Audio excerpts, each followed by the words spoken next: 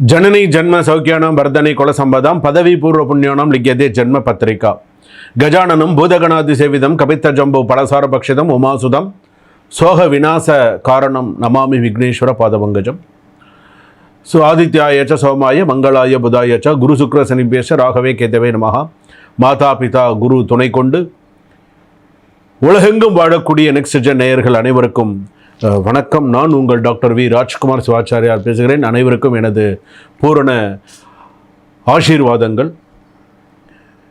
இன்றைய தினம் நாம் பார்க்கக்கூடியது வார ராசி பலன் என்ற வகையிலே திங்கக்கிழமையிலேருந்து ஞாயிற்றுக்கிழமை வரைக்கும் எப்படி இருக்குது அப்படிங்கிறத நம்ம பார்க்க போகிறோம். இந்த வார ராசி பலனில் மேஷ ராசியிலேருந்து மீன ராசி வரைக்கும் என்னென்ன சொல்கிறது, அஸ்வினி நட்சத்திரத்திலிருந்து ரேவதி நட்சத்திரம் வரை பரியந்தம் எப்படி இருக்குது அப்படிங்கிறத நம்ம தெரிஞ்சுக்க போகிறோம். அதாவது ஒவ்வொரு வாரமும் நமக்கு என்னென்ன நடக்கும், இப்படி இருக்கும், அதை நம்ம தெரிஞ்சுக்கிறதுக்கும் அதை நம்ம பார்க்கறதுக்கும் அதை நம்ம தெளிவுபடுத்திக்கிறதுக்கும் சரியாக இருக்கும்.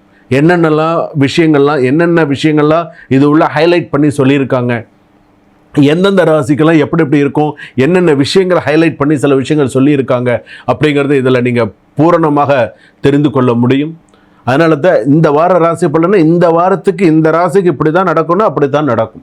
புதன்கிழமை இப்படி தான் நடக்கணும் அப்படின்னு சொன்னால் இந்த புதன்கிழமை அந்த ராசியில் பிறந்தவர்களுக்கு இப்போ மிதுன ராசி அவங்க புதன்கிழமை சொன்னால் அவங்களுக்கு இந்த வாரத்தில் இப்படி தான் நடக்கணும், அப்படி தான் நடக்கும். இந்த வாரத்தில் வெள்ளிக்கிழமை நீ கவனமாக இருக்கணும்னு வெள்ளிக்கிழமை கவனமாக தான் இருக்கணும். அதாவது சொல்லலாம், அதை நீங்கள் அதுபடி சில விஷயங்களை ஏற்றுட்டீங்க அப்படின்னு சொன்னால் அது உங்கள் கையில் இருக்குது. என்ன பண்ணணும், எப்படி பண்ணணும் அப்படிங்கிறது. அதாவது நம்ம தெரியாமல் நமக்கு ஒரு சில விஷயங்கள் இருக்கும், தெரிஞ்சு நம்ம ஒரு சில விஷயங்கள் தவறு செய்யக்கூடாது. நம்ம தெரிஞ்சுட்டோம், ஓகே நமக்கு இந்த ராசிக்கு குருஜி நமக்கு இந்த விஷயம் எல்லாம் சொல்லியிருக்காங்க, ஸோ நம்ம இப்படி பார்த்துக்கணும் அப்படின்னு நீங்கள் ஒரு முடிவு கிளாரிட்டி பண்ணிட்டீங்கன்னா ஓகே. அது பண்ணிக்கல அப்படின்னு சொன்னால் கஷ்டம். வாங்க வீடியோக்குள்ளே போகலாம். மேஷ ராசியிலேருந்து மீன ராசி வரையில் எந்தெந்த ராசிக்கு எப்படி இருக்குங்கிறதெல்லாம் ஹைலைட் பண்ணி நான் சொல்கிறேன், பரிகாரங்களோடு சொல்கிறேன். வாங்க வீடியோக்குள்ளே போகலாம். கடைசி வரைக்கும் ஸ்கிப் பண்ணாமல் பாருங்கள். மேஷ ராசி நேயர்களே, இந்த வாரம் உங்களுக்கு சில மாற்றங்கள் வரும். அந்த மாற்றம் உங்களுக்கு ஒரு சில சந்தோஷத்தை கொடுக்கக்கூடிய ஒரு மாற்றமாக அமையும். பணவரவு, வேலை முன்னேற்றம், குடும்பத்தில் அமைதி கிடைக்கும். சில நாட்களில் அதாவது சில நாள்களில் நமக்கு உடல் சோர்வு, கோபம் மட்டும் இருக்கும், கொஞ்சம் கவனமாக இருக்கணும். ஸோ இது முக்கியமான சில விஷயங்கள். இதிலே பார்த்தீங்க அப்படின்னு சொன்னால் இந்த வாரத்தில் உங்களுக்கு இந்த திங்கக்கிழமையிலேருந்து ஞாயிற்றுக்கிழமை வரைக்கும் நம்ம பார்க்கக்கூடியதில் சில பண வரவுகள் அதிகரிக்கும், பயண அதிர்ஷ்டங்கள் தரும். இப்போ நீங்கள் ஒரு ஊர் பயணம் போகிறீங்க, ஏதாவது ஒரு விஷயத்துக்காக போகிறீங்க, ஏதாவது ஒரு ஊருக்கு போகிறீங்க, ஏதாவது அந்த இடத்துல உங்களுக்கு ஒரு நல்ல விஷயம் நடக்கணும்னு நினைக்கிறீங்கன்னு சொன்னால் அது கண்டிப்பாக உங்களுக்கு நடக்கும். புதிய வாய்ப்புகள் வரும். தாமதமான வேலைகள்லாம் சீக்கிரமாக இழுத்து போட்டு முடித்து ஒரு வழியாக அதுலேருந்து ரிலீவ் ஆகி வெளியில் வருவீங்க. நெகட்டிவான விஷயங்கள் அப்படின்னு சொன்னோமா, கோபம் காரணமாக சிறிய தகராறு வரத்துக்கான வாய்ப்புகள் நிறையா உண்டு. ஸோ கவனமாக பேசுங்க. ஏன்னா இந்த சின்ன தகராறு பெரிய தகராறில் போய் முடியும். அதாவது சொல்கிறோம்ல, வாய்க்கால் தகராறுன்னு சொல்கிறோம் இல்லையா, அந்த மாதிரி சின்ன தகராறு பெரிய சண்டையில் போய் முடியும். அதனால் அதை பார்த்து ஹேண்டில் பண்ணுங்கள். அதே போல் உடல் சோர்வு அதிகமாக காணப்படும். சில பேர் பேச மாட்டீங்க. அஸ்வினி நட்சத்திரம், பரணி நட்சத்திரம், கிருத்திகை நட்சத்திரம் 1ஆம் பாதம் இருக்குது. சில பேருக்கு வாழ்க்கையே வெறுப்பாக இருக்கும், என்னடா இது அப்படின்ற மாதிரிலாம் இருக்கும். செலவு கூடும். ரொம்ப வரவுக்கு மிஞ்சின செலவு இருந்தால் எல்லாருக்குமே கொஞ்சம் கஷ்டம்தான். அந்த செலவு கூடும். வேலை பளு அதிகம், ஆனால் சில பாராட்டுகள் உங்களுக்கு தேடி வரும். புதிய ப்ராஜெக்ட் ஒன்று உங்கள் பெயருக்கு வரக்கூடிய வாய்ப்புகள் உண்டு.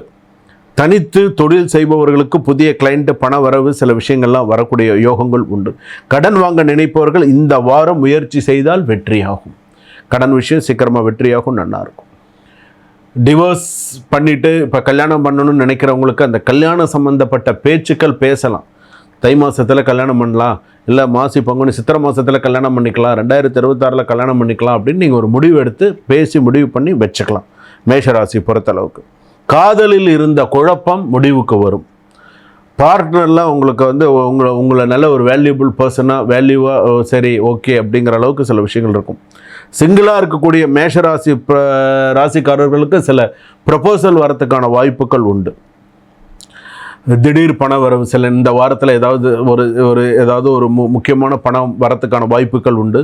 அதனால் சேமிப்பு அதிகரிக்கிறதுக்கான வாய்ப்புகள் உண்டு.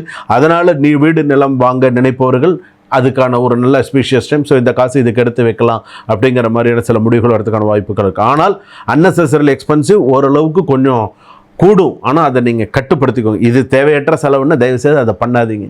நமக்கு இப்போது ஒரு ஃபோன் வச்சுருக்கோம்னு வச்சுக்கோங்களேன். இப்போ திடீர்னு நமக்கு பணம் வந்துருச்சுன்றதுக்கோசரம் இந்த ஃபோனை மாற்றிட்டு வேறு ஃபோன் வாங்கணும்னு நினைக்கக்கூடாது.